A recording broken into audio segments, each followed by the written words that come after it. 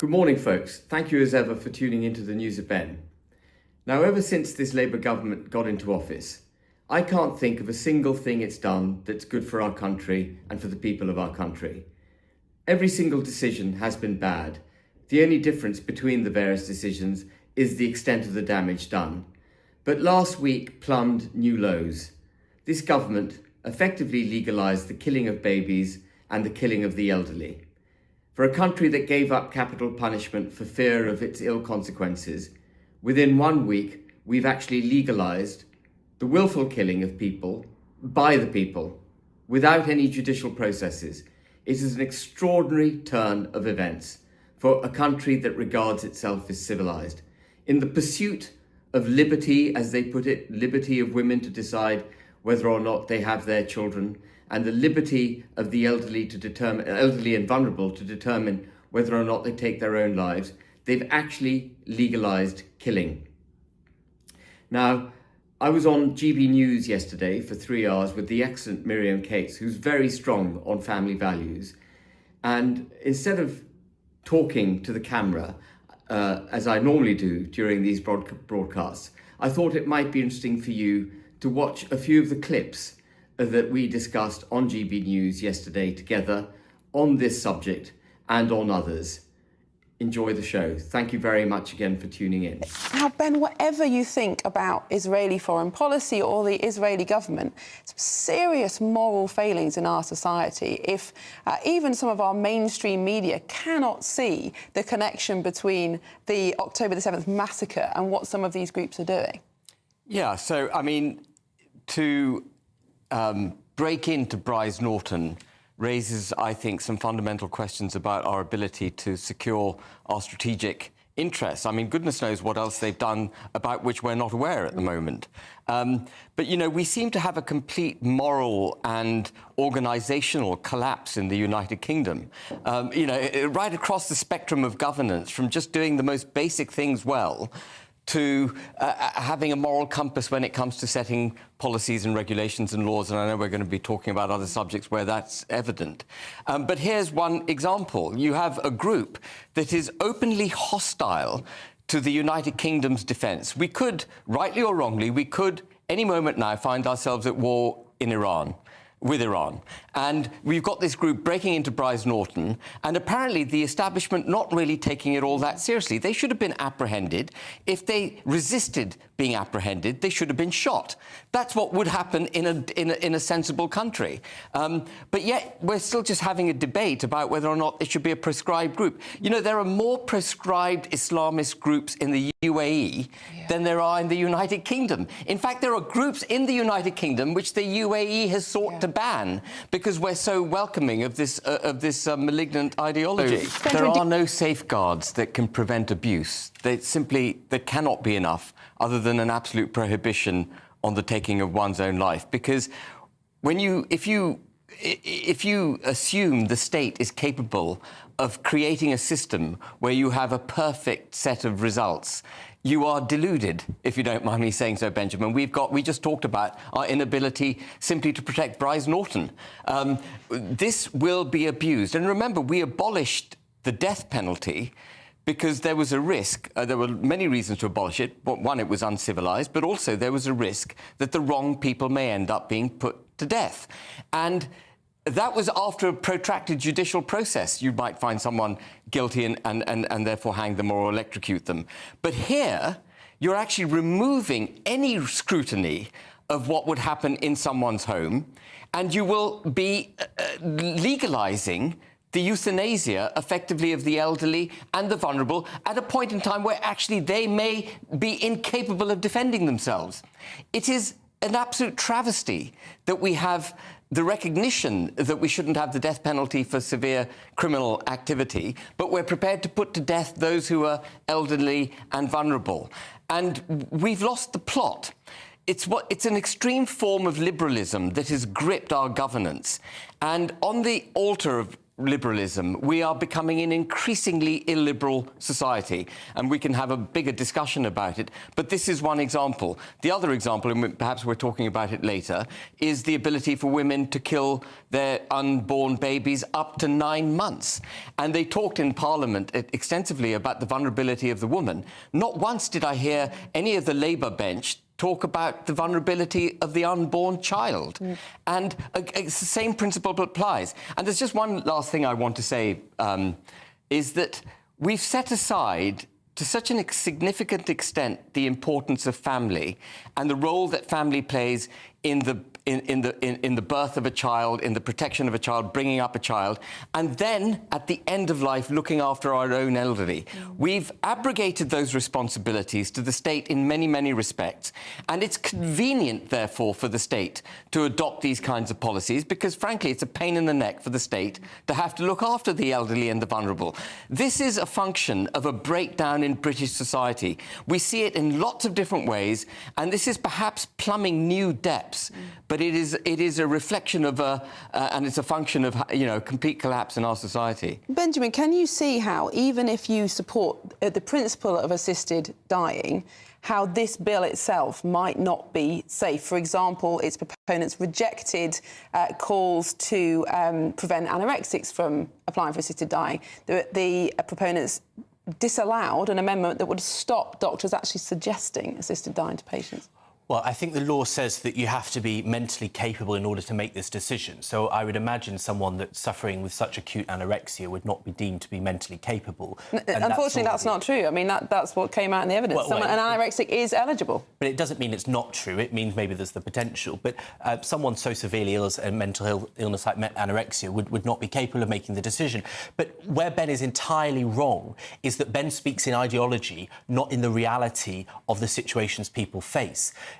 This has not come about in abstract. The reason why this has kept coming into the public domain is because the loved ones of these people and people in these scenarios where they cannot function, they are in unbearable pain. They are in scenarios that if our own pets are in that situation, we put them down because we know it is inhumane. And so when those people have come forward and said, I cannot live, it is hideous, the people around them cannot cope with this, they have wanted this change. Meanwhile, the opponents of it so often have not had that direct effect. But how is it? And I think we should listen to people. And the other point I'd make when you talk about the elderly is that you look at the polling, actually, when you get into the older people, they are more likely to be in favour of this. They're more likely to have seen people die in unbearable pain. And we should listen to those people that have actually experienced it. Well, we will return to this subject. But one person who would completely disagree and who thinks this is completely ideological is Danny Kruger, who, of course, was the MP who led the opposition to this bill. And he tweeted out last night, the things our country needs more than anything are more children and more care for our ageing population. The Commons voted this week for the opposite, death to both groups. It's the revenge of the middle-aged against their dependents. We are ushering in a dangerous new politics, a sort of hedonic utilitarianism in which the convenience of adults is paramount even over the lives of the young and old.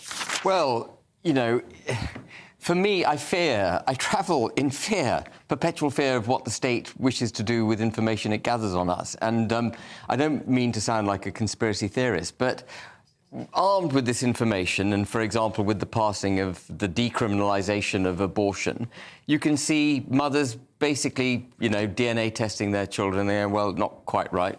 Get rid of this one. And humanity was never meant to be perfect. It isn't perfect. We're all imperfect. We all have our issues and problems, and we struggle with them, and part of life is overcoming those issues. Part of the moral fortitude that we develop as we go through life comes from adversity. And if we're all going to be little perfect specimens at day one, or have our ailments predicted so they can all be, catered for, I think we're diminishing our own humanity. But the real concern for me is what the state is going to do with this information. As I mentioned in the earlier part, in an earlier segment, family, the coherency of family, the family unit, is forever being set aside by the state. The state is taking more and more control of our lives. From the moment a child is born, it goes into care so the mother can go out to work, and then all the way through the indoctrination of our children at school, which is now increasingly the case, to the way that they should think, the way free speech should be, or the absence of free speech. All of that you know, is the state basically taking control of our lives. And then, of course, assisted dying. And this is just another step in that direction. Then you can see why the council might be worried about this. I mean, it sounds like there haven't been any protests or tensions, but nevertheless, you could see why people might want to.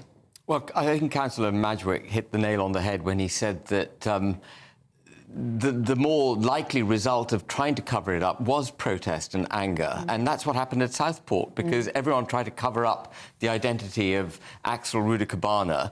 The Prime Minister described him as a Welshman, which was a deflection. It was trying to cover the whole thing up. And people aren't stupid. People have woken up to the reality, not that it needed much waking up to, that if you allow people to come to your country who have no right to be here, about whom we know nothing, many of whom hold us in contempt, there is going to be damage to civil society in this country. And the takeaway for me, and it's the takeaway every single time, is enforce our wretched borders. Borders are not a nice to have, they're a must to have. No borders, no country, no protection of society. Isn't it, Ben? I mean, there are a lot of problems with mass immigration, absolutely, but because most immigrants are actually younger than the average Brit, they use the health service less. They're not actually the burden that people perceive them to be. Well, I think that's a fine argument, and I'm not sure the statistics behind it. But the big issue in British politics at the moment is immigration. And one of the problems I think that the two legacy parties, if I can call them that, the Labour Party and the Conservative Party have, is that they haven't recognised that it's no longer the economy, the economy, the economy. It is culture, constitution, the territorial integrity of this country, civil society in this country. These are the big issues that they have to get a grip of. And frankly, the policies and regulations adopted by the government in order to promote the multicultural ideology are actually economically deeply damaging as it happens. You know, DEI, setting aside meritocracy in favour of employing people, you know, on the basis on the colour of their skin, and all of that. That is deeply damaging. And the other thing I'd just pick you up on, if I may, Benjamin, is this notion that the English and the Brits are incapable of doing the work that immigrants do. It's not a reluctance to do the work that keeps people at home. It is a welfare and benefit system that is out of control, and it is a taxation system that is out of control. And when you compare the burden of taxation and regulation on those who work with the benefits that they get if they don't work, there simply isn't enough of a gap to incentivise people to get off their sofas, require people to get off their sofas and go and work. And we've plugged the gap in the lazy way of having mass immigration. And it's actually exploitative, if you think about it. Oh, the Brits don't have to do this, but we'll get someone from the developing and third world to do it instead. But Ben, I think most people would agree that there are too many Brits not in work, especially young people, but nevertheless, even if they were all in work, the ratio of 20-year-olds to 60-year-olds in this country has halved since the 1980s. Yes. We don't have enough of our own young people, which is one of the drivers for immigration. Not that that's an excuse for the political policy, but it is a driver for immigration. But there's no excuse for the form of immigration we've had. No, I agree with you, but back to the NHS, the biggest burden is the ageing population, and if we don't deal with that issue, it's not going to help the immigration. I mean, I remember reading an analysis in The Economist recently that said that our projections for our economy in 20 years are much better than many similar European countries because of the migration levels, because it will mitigate the number of people who are retired. I'd also just point out that one of the sharp rises in people not working in the last decade was when the rules were changed for early retirement, and so lots of people took early retirement, and those are quite valuable workers, probably in the quite medical highly paid. profession. So that wasn't very helpful either for our particularly economy. in the medical profession. But, you know, I just think that, I mean, immigration is too high, right? The Labour Party even said that before the last election. 1 million people is obviously ridiculous. But the question is where you draw the line, because, you know, our care homes would not be able to function if we close the doors tomorrow. And you have to be realistic. I don't think that's borne out by the facts, actually, because after the pandemic, there was a shortage of care workers, and the government at the time opened up the health and care visa system. In the first I can't remember if it was 12 months or so, they issued well over 100,000 visas, and yet there was a drop of just 15,000 vacancies. Yeah. So either these people are displacing British workers, or they're coming across and not obeying their visa rules, but essentially allows care homes to keep wages very, very low. They're undermining wages. Yeah. Can I just say two things? One is that there's so much abuse of the care workers visa. Yeah. I mean, I know an Indian person I know who's very skilled, very capable. He was saying that lots of his colleagues who've come from India, they're on care workers visas. They're not care workers, but they feel exactly. like they so don't you know can't their say that rights, the care system would fall down if we stopped immigration. There's no evidence for that. There's loads of abuse. Lots of those people certainly aren't care workers. But, you know, it comes back... Sorry, I was just going to say... no, I've forgotten the other point. Oh, sorry. Go on. Come back to it. I was just going to say, it comes back to the family again. You know, we talk about the care of the elderly through the prism of social care. But what about the family looking after their elderly?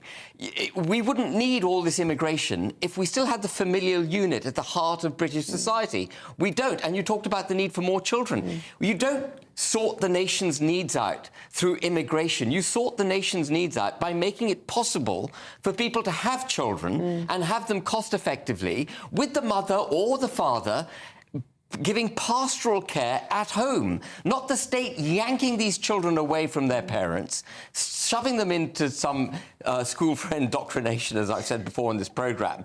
What we've got to reinstil the very basic building blocks of society, and that starts with the family. And we would have more children, and we would have better care if that family unit was reinstated. But all the policies adopted by government strip away self-determination, break families and empower the state. Swindon and Wiltshire Pride have handed out leaflets to primary schools explaining the 300 LGBTQ+ flags, and it's sparked debate over age-appropriate education.